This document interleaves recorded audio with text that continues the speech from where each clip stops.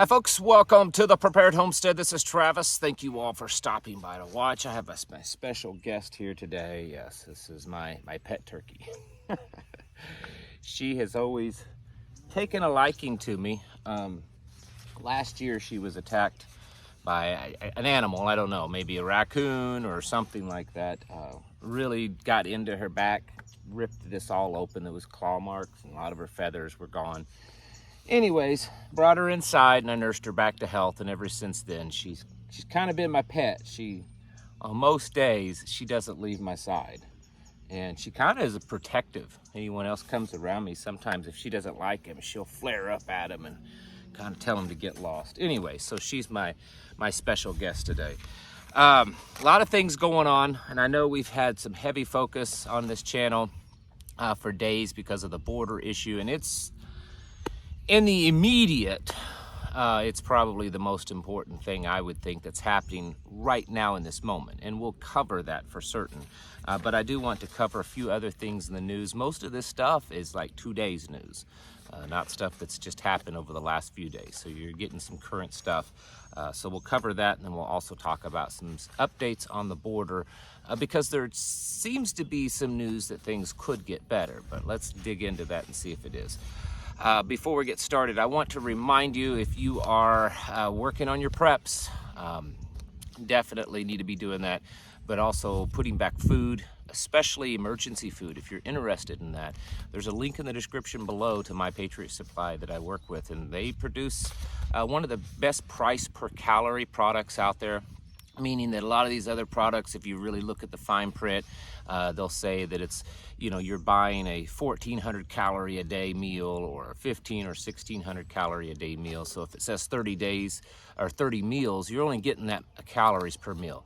My Patriot Supply is 2,000 calories per meal, so it's a full meal. They ship it in discreet packaging, so no one really knows what you're getting. It's produced in America, good quality stuff. Link in the description below. There's other links down there also for products that some of them are affiliates, and others are just friends of ours that produce really good stuff. So it's a way to help out small businesses and also help us out to produce more content.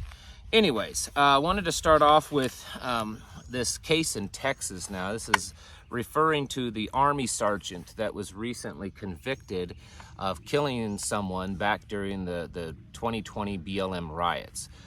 If you're not completely familiar with that, basically he's an Army sergeant that was moonlighting also as an Uber driver. And he got caught up in a bunch of those riots, and the rioters surrounded his vehicle, attacking his vehicle, threatening him, and one of the rioters pulled an AK-47 on him and pointed it directly at him at close range, and the Army sergeant defended himself and shot the person and was convicted of murder. Today, a judge sentenced him to 25 years in prison for fatally shooting that. The governor of Texas, Governor Abbott, has said that he's seeking a pardon, but still no word yet on when or if that's going to happen. Another knock to the US dollar. Two major Japanese life insurance companies are planning to reduce their US holdings in favor of Japanese government bonds for this year. Now, this is important because Japan is actually the largest holder of US debt. China's number 2, but Japan is the biggest. And so if we start seeing a trend of Japan and Japanese companies moving away from US holdings, that really could spell more damage than even China moving away from it. Japan has already been dealing with a really unstable economy, quite possibly the worst economy of all the Western world.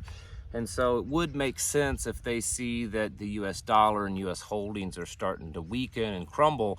They don't want to go down with it. They would probably be pulled down faster than anyone because of their already instability in their economy. So this is actually a major move. Like I said, they're holding the most debt of any other country. The UAE top royal officials, it's been announced that they have shorted billions of dollars in US stocks, fearing of a recession. So UAE, very much a wealthy nation, lots of billionaires and stuff there. And apparently they're shorting billions of dollars in US stocks because they believe a recession is here. So I'm sure that there will be, the markets will feel that probably in the long term. 73%, this one here, this is indicative of a strong economy that we've heard so much about from our leaders, right? We have the strongest economy in American history. 73% of millennials are living paycheck to paycheck per Bloomberg. If we have such a strong economy, it's hard to buy that if people are just barely keeping above water. It's like more and more people, and I've talked to several, they feel like they're just kind of treading water, just they're right here, you know. And I've even talked to people that are more middle class, maybe even upper middle class, that have, you know, some land holdings or other forms of wealth, and they're really starting to feel it also. Over to the war front in Ukraine, Britain is announced that they are going to supply Ukraine with long-range missiles. I'm sure that this is just going to make things great in relationship with Russia, because they have warned against this in the past, any type of weapons that Ukraine could use offensively against Russia, and this is one of them. Moving to the border stuff, because I know that's what you guys want to hear, and this is one. We'll talk about something else and then also border again. Biden says that the border may be a little bit more chaotic for a while. I mean, I know that's a big shock since there are tens of thousands of people pouring across the border as we speak. That's one's pretty shocking. The U.S. House Oversight Committee today announced that they have evidence and believe that the Biden family, President Biden and his family, did in fact receive over $10 million from foreign nationals as kind of a pay-to-play kind of scheme. And this has been talked about since before he was elected. I mean, this isn't a big shock. I don't think anyone is surprised by this, but finally something officially is being done. It's taken a long time. It's taken too long of a time. In rebutting that, FBI has said that they refuse to give this House Oversight Committee any information or any files that might allege that Biden took briberies when he was vice president. So the FBI is covering for them, and we know that. They're all part of the deep state, so of course they're going to do that. The border stuff is not good. Now, it was announced today that Biden is going to revisit a Trump-era policy on the border. And let me kind of filter through that, because a lot of people are calling this a big victory, and they say that, oh, don't worry about it, things are going to be great now. So basically what this policy is that for you to come to America and seek asylum, you have to have at least sought asylum first in the countries that you've gone through, you originated at. That your journey. So, if you're a Guatemalan and you have to travel through Mexico, you have to seek asylum in Mexico, and then move on to the United States. And while that may fix some of this, and again, this has to go through courts. They're already talking about that this isn't something that may even be able to be implemented immediately. There's some little caveats here. Number one, if you originate from a country that we have no diplomatic relationships with, well, you're exempt from that. If you originate from Mexico, because there's no country to go through, it's Mexico and the United States, then you're exempt from that. If you're seeking asylum with children, you're exempt from that. And so there's a lot of possible exemptions there, and it's the big one really being, two big ones, that if you come from a country of basically an adversary, so if you're coming from Russia or China or Venezuela or Iran, or maybe a few other countries that we don't have diplomatic relationships currently with, they let you in. Because the reasoning is that, well, if they choose to not to, then we have no way of returning you back. So if you came from Russia through Mexico and came to the border, and then we said, oh no, we're going to deny you, we can't actually put you in a boat or a plane and ship you back to Russia. So we would have to let you in, is what they're saying. So that's a big problem, because all the countries that really want to do us harm, well, we're letting those people in. And then secondly, and this is a real big one, if you have a child with you, then we let you in.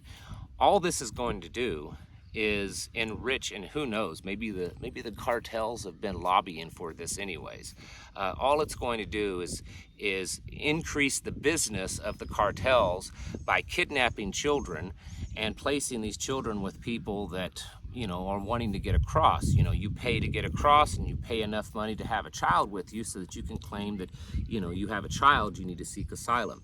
It's going to just drastically increase, most likely, child trafficking. So there's no guarantee that this particular policy is really going to change a whole lot. So don't get too excited by hearing that. And again, it may be just, even if the policy itself in the end does help reduce some of the asylum seekers, we're already seeing the influx. You know, to stop the hundreds of thousands that are already in process of coming across, it may be too little too late to stop that.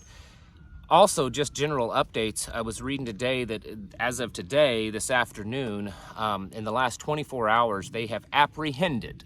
Now, let me make that clear. Apprehended just under 18,000 people coming across the border. Now, remember, a month or so ago, DHS said that they estimated that it would increase to about 10,000 people a day. Well, we're now up to 18,000 people a day. And again, the report was very clear that these were the people that were apprehended. This does not account for the amount of people that were not apprehended, that were able to get across.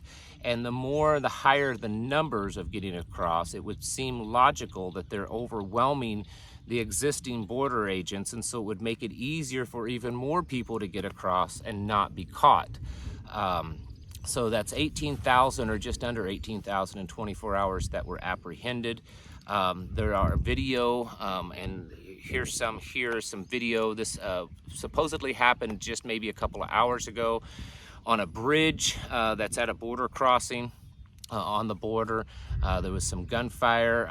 Here's another one you can actually hear. The first one you could kind of see the vehicle. Here's a second one, and you can hear the gunfire on this one. This kind of stuff I know happens on the border, okay? I suspect that it's probably going to increase, if not already, the amount of violence. There's some really negative, I believe, optics going on. There was a video this morning floating around where these illegals are trying to cross the border, and the Texas National Guard have put up C-wire, you know, razor wire across, and they're literally standing there not allowing them to come through. Now, I know that many of us say, good job, that's great. I agree with that. But you also have to remember that in today's age, it's all about the optics. And if you watch the video carefully, there's a lot of people, they're standing in the river, they're trying to climb up this little embankment to get in, and the National Guard is keeping them back. And a lot of them have babies and small children with them. That's pretty bad optics. As much as you and I want to say, shut it down, there's going to be some outcries from probably politicians and the left to say, hey, we got to stop this. Could we eventually see a states' rights issue, or even some kind of conflict between the federal government and the Texas government, where Texas is actually at least attempting, at least it looks like they're attempting to try to limit the amount of people coming in, and the federal government stepping in and say, no, you can't do that. You have to allow them to come across because it's a humanitarian issue. I don't know, but I was just looking at stuff, and it kind of starts to look like that may be where it's headed. I guess time will tell. I did also see that just in the last 24 hours, Border Patrol is claiming that they have apprehended just under 600 Chinese nationals coming across. So we know that there's at least that many that's made it in. Now, I know that the news media might spin it, well, what they're doing is they're stopping them, and they're setting, they call it something, and I can't remember, it's a court date, but it's a repel court date or something that makes it sound like that it's to kick them out of the country. In a way it is, except the reports now that the average court date, so they come to the border, they seek asylum, or they get caught, and they're like, all right, we got to assess them on whether or not we can kick you out of the country. You have to go to court for that. And so they set you a court date. Well, the courts are so backlogged that most of these court dates are 3 and 4 years in advance, meaning that person can now exist illegally in the United States, awaiting their court date in 3 to 4 years to figure out whether they should be kicked out of the country or not. How much damage could that one person or hundreds of thousands of them do within 3 to 4 years? I would say quite a bit. Now, I want to address something real quick. I knew it would happen because every time I talk about border issues and illegals, I get a lot of pushback. And some of it's obviously the trolls from the left, but I also get a lot of pushback from some people that are Christian, and they say, what would Jesus do? Jesus would allow them to come in and all this kind of stuff. Well, we don't know that for certain because it's not an issue that Jesus, Yeshua, ever addressed in his time here on earth. But what I will tell you is that many people, even Christians, don't even know this, but mostly what Jesus, Yeshua, taught was actually the Torah, out of the Old Testament, the law that was given by God to Moses and to the children of Israel.